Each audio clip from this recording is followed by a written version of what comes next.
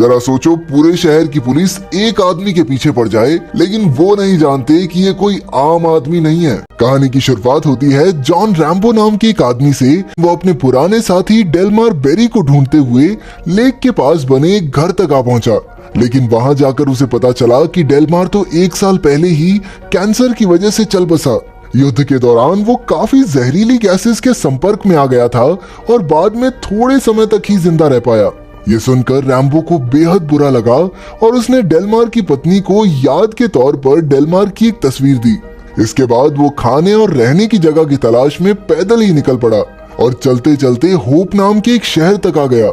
लेकिन तभी विल नाम के एक पुलिस वाले की नजर उस पर पड़ी और रैम्बो के लंबे और अजीब कपड़े देखकर उसे रैम्बो पर शक हो गया।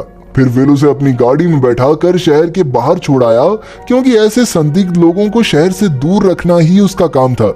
खैर, रैम्बो ने उस पर कोई ध्यान नहीं दिया और एक बार फिर से शहर की ओर चलने लगा। ये देखकर विल गुस्से से तिलमिला उठा और उसने तुरंत रैम्बो को गिरफ्तार कर लिया। तब उसे रैम्बो के पास एक चाकू भी मिला और विल उसे उठाकर पुलिस स्टेशन ले आया। फिर जब पुलिस वालों ने रैम्बो से कुछ फॉर्म्स भरने को कहा तो रैम्बो ने उनकी बात भी नहीं सुनी और आखिरकार चीफ डेप्यूटी आर्ट गैल्ट को उस पर बहुत गुस्सा आया। इसलिए उसने रैम्बो को टॉर्चर करने का हुक्म दिया, जिससे वियतनाम युद्ध का खौफनाक मंजर एक बार फिर से रैम्बो की आंखों के सामने आ गया। पहले पुलिस वालों ने जबरदस्ती रैम्बो के सारे कपड़े उतारे और फिर चीफ डेप्यूटी बड़ी बेरहमी से उसे पीटने लगा। इसके बाद हवलदार ने रैम्बो पर काफी तेज प्रेशर वाली पाइप से पानी फेंका। आखिरकार वो लोग रैम्बो को बांधकर उसके बाल काटने ही वाले थे, लेकिन अब रैम्बो की सहनशीलता ने जवाब दे दिया। वो जोर जोर से हाथ पैर मारकर खुद को छुड़ाने लगा और कुछ ही पलों में उसने सभी पुलिस वालों को धूल चटा दी। इसके बाद उसने अपना चाकू उठाया और बाहर खड़ी एक बाइक चुरा कर वहां से भाग निकला। तभी विल भी अपनी गाड़ी में उसके पीछे हो लिया, लेकिन रैम्बो जंगल की ओर भाग गया और विल की गाड़ी पत्थरों पर पलट गई। वहीं रैम्बो भी अपनी बाइक छोड़कर जंगल के अंदर छिप गया। अब विल ने रैम्बो को ढूंढने के लिए पूरी पुलिस फोर्स को लगा दिया। उनके पास कई आधुनिक हथियार, शिकारी कुत्ते और हेलीकॉप्टर्स भी थे। उधर जंगल में रैम्बो को एक पुराना कपड़ा और कुछ तारें मिली, जिससे जुगाड़ करके उसने खुद को ढक लिया। अब वो पुलिस वालों से भागते भागते ऊंची पहाड़ी की चोटी तक आ पहुंचा था और आखिरकार उसने धीरे धीरे नीचे उतरने का फैसला किया। वो जैसे ही थोड़ा नीचे गया तो अचानक आर्ट ने उसे हेलीकॉप्टर से देख लिया और तुरंत उस पर अंधाधुंध गोलीबारी शुरू कर दी। अब रैम्बो के पास कोई चारा नहीं था, इसलिए वो मजबूरन पहाड़ी से नीचे कूद गया। खुशकिस्मती से वो सीधा कुछ पेड़ों की टहनियों में जा फंसा और उसकी जान बच गई, पर इसी दौरान उसकी बाजू बुरी तरह जख्मी हो गई। इधर आर्ट लगातार गोलियां चलाए जा रहा था, इसलिए रैम्बो फटाफट एक पेड़ के पीछे छिप गया। इसके बाद उसने एक बड़ा सा पत्थर सीधा हेलीकॉप्टर के शीशे पर दे मारा, जिससे अचानक पायलट अपना संतुलन खो बैठा और आर्ट हेलीकॉप्टर से नीचे गिर गया।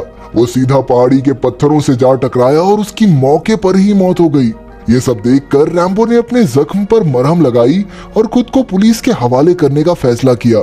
उसने दूर खड़े पुलिस वालों से कहा कि आर्ट की मौत गलती से हुई है और अब वो किसी को भी नुकसान नहीं पहुंचाना चाहता, लेकिन पुलिस वालों ने बिना कुछ सुने उस पर गोलियां बरसा दी। आखिरकार अपनी जान बचाने के लिए वो फिर से जंगल की ओर भाग गया। फिर कुछ देर बाद विल और उसके साथियों को रेडियो के जरिए खबर मिली। उन्हें बताया गया कि जिस आदमी का पीछा वो कर रहे हैं उसका नाम है जॉन रैम्बो और वो वियतनाम युद्ध में लड़ा हुआ एक फौजी है। उसकी बहादुरी के लिए उसे कई नेशनल अवार्ड और मेडल भी मिल चुके हैं।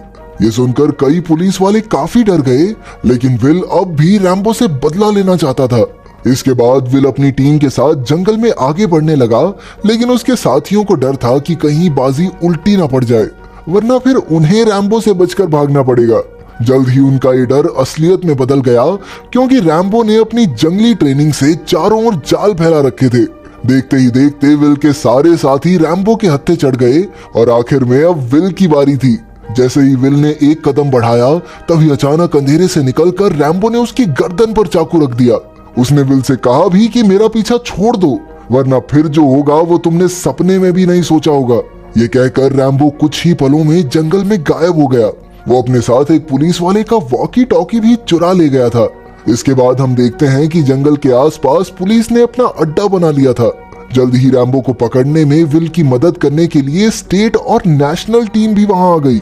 फिर एक ऑफिसर ने वॉकी टॉकी के जरिए रैम्बो से बात की और उसे चेतावनी देकर कहा कि पुलिस ने चारों ओर से उसे घेर लिया है। इसके कुछ समय बाद यूएस स्पेशल फोर्सेस का कर्नल सैम ट्रॉटमैन वहां पहुंचा और उसने बताया कि वो युद्ध के दिनों में रैम्बो का ट्रेनिंग ऑफिसर था। उसने विल को बताया कि रैम्बो को मुश्किल से मुश्किल हालातों में भी जिंदा रहने की ट्रेनिंग मिली है और तो और तुम सब साथ मिलकर भी उससे लड़ोगे तो भी नहीं जीत सकते। उसने सैम को सलाह दी कि जंगल तुम्हारा नहीं उसका एरिया है, अच्छा यही होगा कि उसे भाग जाने दो, फिर शहर में अपने हिसाब से गिरफ्तार कर लेना। लेकिन विल को इस बात का घमंड था कि मेरे पास इतनी बड़ी टीम है, पकड़ लूंगा उसे। इसके बाद उसने सैम से कहा कि वो वॉकी टॉकी के जरिए रैम्बो से बात करके उसे खुद को पुलिस के हवाले करने को कहे। लेकिन जब सैम ने उससे बात की तो रैम्बो ने तो उसकी एक न सुनी। उसने कहा कि इन पुलिस वालों को किसी भी आम इंसान को पकड़कर टॉर्चर करने का कोई हक नहीं है, वो तो सिर्फ शहर में आराम से घूम रहा था, लड़ाई की शुरुआत इन पुलिस वालों ने की। ये कहकर रैम्बो ने अपना रेडियो बंद कर दिया। लेकिन वो ये नहीं जानता था कि अब तक विल की टीम ने जंगल के बीच उसकी लोकेशन का पता लगा लिया था। खैर जंगल में रैम्बो ने एक जंगली सुअर का शिकार किया और एक सुनसान गुफा में जाकर छिप गया। वहाँ उसने कुछ लकड़ियां इकट्ठा करके आग जलाई और अपना खाना खाया। रात काफी ज्यादा हो गई थी, इसलिए उसने गुफा में ही आराम करने का फैसला किया। फिर अगली सुबह नेशनल फोर्स की एक टीम उसकी गुफा की ओर निकल पड़ी और जल्द ही उन्होंने रैम्बो को चारों ओर से घेर लिया। इसके बाद उन्होंने इस गुफा पर धुआंधार गोलीबारी शुरू कर दी और फिर उन्होंने एक बॉम्ब से गुफा में जबरदस्त धमाका किया। उन्हें लग रहा था कि उन्होंने रैम्बो को मार डाला, इसलिए वो सब जश्न मनाने लगे। लेकिन वो कहाँ जानते थे कि रैम्बो गुफा में और अंदर घुसकर बच गया था। वहाँ उसने अपने कपड़ों से आग जलाई और हवा का रुख पता किया। इसके बाद वो गुफा में और अंदर बढ़ गया, जहाँ उसका सामना हुआ चूहों से भरे कीचड़ से। खैर थोड़ी जद्दोजहद के बाद आखिरकार उसे बाहर का रास्ता दिखाई दिया और वो छिपते छिपाते वहाँ से बाहर आ गया। इसके बाद उसने पहाड़ी से गुजर रहे यूएस फौज के ट्रक पर कब्जा कर लिया, जिसमें मशीन गन के अलावा और भी कई हथियार थे। रैम्बो ने ड्राइवर को बाहर फेंका और खुद ट्रक लेकर शहर तक आ पहुंचा। खैर जल्द ही ट्रक ड्राइवर ने रैम्बो के जिंदा होने की खबर पुलिस स्टेशन को दी और ये सुनकर विल के पैरों तले जमीन खिसक गई। उसने गुस्से में आकर तुरंत अपनी टीम को रैम्बो को देखते ही मार देने का हुक्म दिया। जल्द ही पुलिस वाले रैम्बो की गाड़ी का पीछा करने लगे। पहले तो रैम्बो ने उन पर ध्यान नहीं दिया, लेकिन जब पुलिस वालों ने उस पर गोलीबारी की तो उसे गुस्सा आ गया और उसने एक झटके में उनकी गाड़ी को टक्कर मारकर धमाका कर दिया। खैर जल्द ही वो एक ब्रिज के अंत पर पहुंचा, जहां कई पुलिस की गाड़ियां उसका पहले से इंतजार कर रही थी। लेकिन रैम्बो यहाँ भी नहीं रुका और धुआंधार तेजी से आगे बढ़ता हुआ उनकी गाड़ियों के ऊपर से निकल गया। इसके बाद उसने सबका ध्यान भटकाने के लिए एक पेट्रोल पंप में विस्फोट किया और अपनी मशीन गन से आम लोगों पर हमला करने लगा। ये देखकर विल ने तुरंत आम लोगों को घरों में छिपने का आदेश दिया और खुद ही रैम्बो को पकड़ने की तैयारी करने लगा। पर तभी सैम वहां आया और उसने विल से कहा कि रैम्बो को जाने दो, लेकिन विल के सर पर तो उसे पकड़ने का भूत सवार था, इसीलिए वो हथियार लेकर बिल्डिंग की छत पर जा पहुंचा। उधर रैम्बो ने बड़ी चालाकी से कई ट्रांसफॉर्मर्स में आग लगाकर आधा शहर अंधेरे में डुबा दिया था। इसके बाद वो हथियारों की दुकान पर गया और वहां का असला बारूद इकट्ठा करके भयानक विस्फोट कर दिया। जल्द ही उसने विल को बिल्डिंग की छत पर देखा और वो भी चुपके से पुलिस स्टेशन में घुस आया।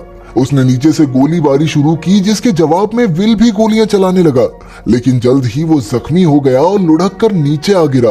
अब रैम्बो धीरे धीरे उसके करीब आया। वो विल को जान से मारने ही वाला था कि ऐन वक्त पर सैम ने वहां आकर उसे रोक दिया। उसने रैम्बो को समझाया कि विल को मारकर तुम भी जिंदा नहीं बच पाओगे, क्योंकि तुम्हें चारों ओर से पुलिस ने घेर रखा है। उसने रैम्बो को याद दिलाया कि तुम अपनी यूनिट के आखिरी सिपाही हो और मैं नहीं चाहता कि तुम ऐसी मौत मरो, इसलिए बेहतर होगा कि तुम खुद को पुलिस के हवाले कर दो। ये सब सुनकर रैम्बो के अंदर भरा सारा गुस्सा बाहर आ गया। उसे याद आया कि कैसे उसने युद्ध के वो खौफनाक दिन देखे थे, कैसे उसने अपने साथियों को अपनी आंखों के सामने जान गंवाते देखा था। आज भी उसे उन दिनों का खौफ डराता है, इसलिए कोई भी उसे एक आम नौकरी देने को तैयार नहीं है। उसने अपनी पूरी जिंदगी देश और देशवासियों की सेवा में लगा दी, लेकिन फिर यही लोग उसके साथ बदसलूकी करते हैं। आखिर अपने देश के लिए इतना कुछ करने का उसे क्या सिला मिला? ये सब कहते कहते वो फूट फूट कर रोने लगा। आखिरकार सैम के सामने अपना दुख दर्द बयां करके उसका मन हल्का हो गया और फिर उसने खुद को पुलिस के हवाले कर दिया। जल्द ही जख्मी विल को हॉस्पिटल पहुंचाया गया और अंत में पुलिस वाले रैम्बो को पूछताछ के लिए पुलिस स्टेशन ले गए। अगर वीडियो पसंद आई तो लाइक कर देना, चैनल को सब्सक्राइब कर देना। मिलते हैं अगली वीडियो में।